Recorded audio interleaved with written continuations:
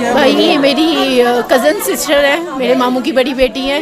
ये सुबह 8 बजे के करीब मेरे बहनोई घर से निकलने लगे हैं तो इनका साबका दामाद अंदर आया है धक्का दे के, तो तलकलामी थोड़ी सी हुई है तो उससे साथ ही मोज़र निकाल लिया। मोज़र निकाल के तो वो फायरिंग उसने की है। जो उसकी साबका बीवी है वो बच्चे लेके बाहर की तरफ भागी है तो उसने अंदर से कुंडी लगा ली है।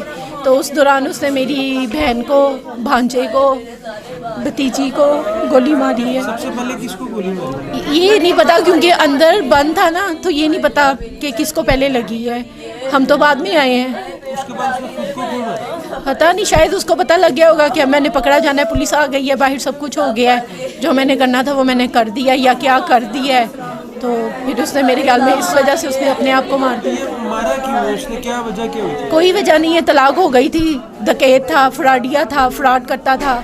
आए दिन कोई ना कोई, जब से शादी हुई थी मसले मसाइल इनके चलते थे। इससे पहले